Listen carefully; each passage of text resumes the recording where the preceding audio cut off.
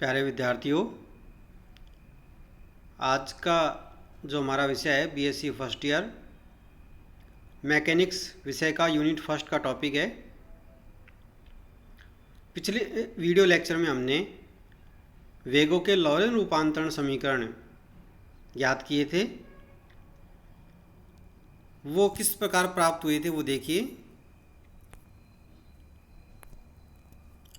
वेगों के जो लॉरेंट रूपांतरण समीकरण हैं वो थे u x dash equal to you x minus we upon 1 minus we you x upon C square.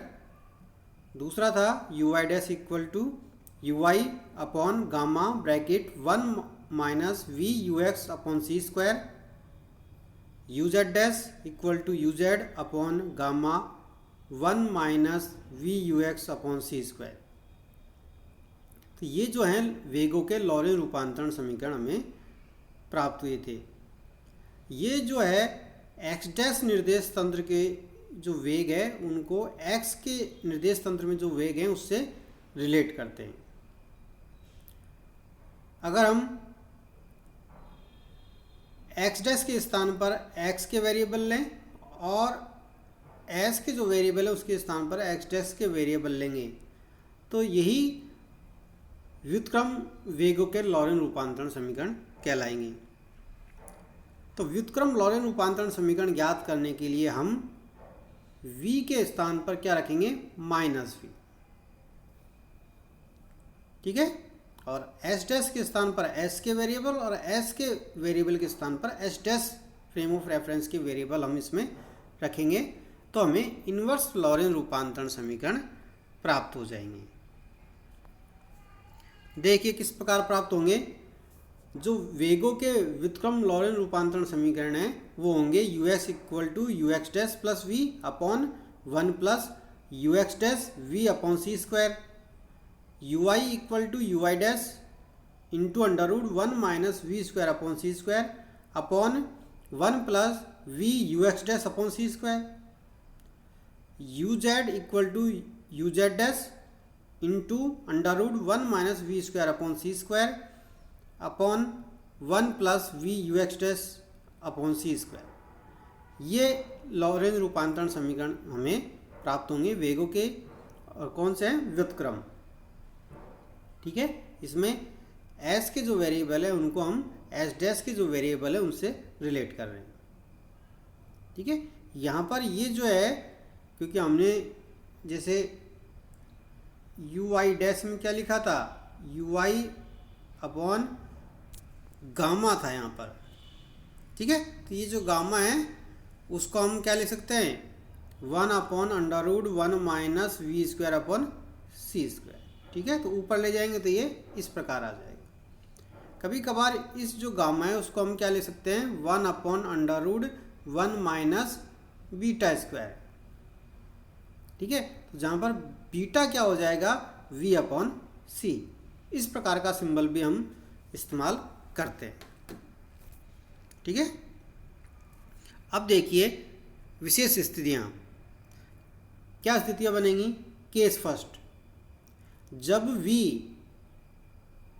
तथा ux प्रकाश के वेग c की तुलना में बहुत कम हो तो उस केस में हम क्या लिख सकते हैं, v ux अपॉन सी लेस देन 1 या कह सकते हैं v अपॉन सी लेस देन 1, क्योंकि दोनों ही प्रकाश के वेग c की तुलना में बहुत कम है, नगण्य है। तो ये जब कंडीशन वेगों के लॉरेंट रूपांतरण समीकरण में लगाएंगे तो जो वेगों के जो लॉरेंट रूपांतरण समीकरण है किस प्रकार कन्वर्ट हो जाएंगे वो देखिए। U x dash equal to you x minus we, U I dash equal to you I और U Z dash equal to you Z.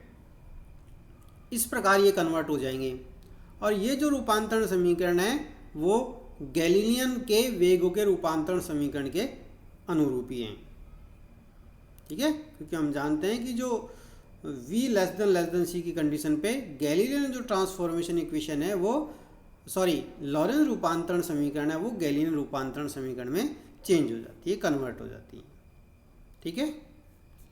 आगे देखिए केस सेकंड, कि जब कण एस डैश निर्देश तंत्र में प्रकाश के वेग c से गतिशील हो यानी हमारे पास जो एस फ्रेम है और ये एस डैश फ्रेम है, ये वी वेग से मूव कर रहा है। इसमें अगर कोई पार्टिकल है, पार्टिकल ये पी से मैं इसको डिनोट कर रहा हूँ, अगर ये प्रकाश के वेग सी से मूव कर रहा है तो उस स्थिति में क्या होगा, U x dash equal to C, क्योंकि यू एक्स डैश क्या रिप्रेजेंट करता है, निर्देश तंत्र एस डैश में एक्स डायरेक्शन में कण का वेग, तो U x dash equal to सी।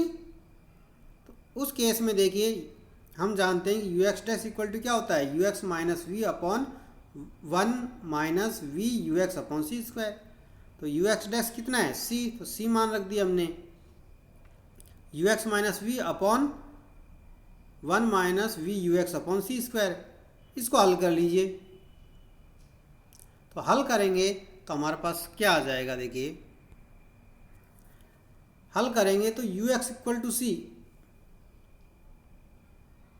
यानी निर्देश तंत्र एस में जो प्रेक्षक बैठा हुआ है उसको भी उस पार्टिकल का वेग सी ही दिखाई देगा, जबकि होना क्या चाहिए था कि निर्देश तंत्र एस डैश वी वेग से चल रहा है और उसके अंदर पार्टिकल सी वेग से मूव कर रहा है, तो यानी पार्टिकल सी वेग से ज़्यादा वेग से चलता हुआ प्रतीत होना चाहिए, लेकिन ऐसा नहीं होता है। अब निर्देश तंत्र एस, अतः निर्देश तंत्र एस में भी कण का वेग प्रकाश के वेग सी के बराबर ही होगा, अर्थात कण का वेग सभी जड़त्वीय निर्देश तंत्रों में बराबर होगा। ठीक है, तो किसके बराबर, प्रकाश के वेग।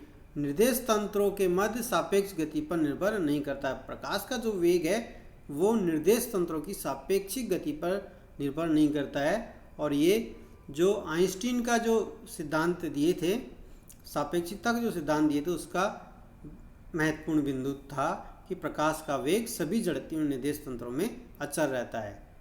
ठीक है। केस थर्ड, यदि एस डैश निर्देश तंत्र में कण का वेग v प्रकाश के वेग c के बराबर है, यानी निर्देश तंत्र एस डैश का वेग, निर्देश तंत्र एस डैश का वेग जो है v प्रकाश के वेग c के बराबर है। अभी तो हमने बात की थी कि निर्देश तंत्र एस डैश में किसी कण का वेग c के बराबर है। अब हम बात कर रहे हैं कि जो निर्देश तंत्र एस डैश है उसका वेग किसके बराबर है, प्रकाश के वेग c के बराबर है। यानी निर्देश तंत्र का वेग हमने क्या मान रखा है, v, यानी v अब बराबर है किसके, c के। तो उस केस में क्या होगा, U x dash equal to you x minus we upon 1 minus we you x upon C square. तो क्या हो जाएगा, देखिए U x dash equal to you x minus C, V के स्थान पर क्या हो गया c upon 1 minus U x upon C. इसको हल करेंगे तो कितना आ जाएगा, U x dash equal to minus C. अर्थात जब भी किसी निर्देश तंत्र में कण का वेग v प्रकाश के वेग c के साथ संयोजन किया जाता है तो परिणामी वेग c ही प्राप्त होता है। यानी जो वेग की अधिकतम जो सीमा है वो प्रकाश का वेग ही है। ठीक है, कि हमने निर्देश तंत्र एस डैश का वेग भी c के बराबर मान लिया, तो भी हमारे पास वेग जो है, जो प्रेक्षित वेग है वो भी c के बराबर ही आ रहा है। हमने पार्टिकल का वेग भी c के बराबर मान लिया है, तब भी हमारे पास जो प्रेक्षित वेग है वो c के बराबर ही आ रहा है। यानी ये जो c है वो प्रकाश के वेग की अधिकतम सीमा है, यानी इससे ज़्यादा किसी भी पार्टिकल का वेग संभव नहीं। धन्यवाद।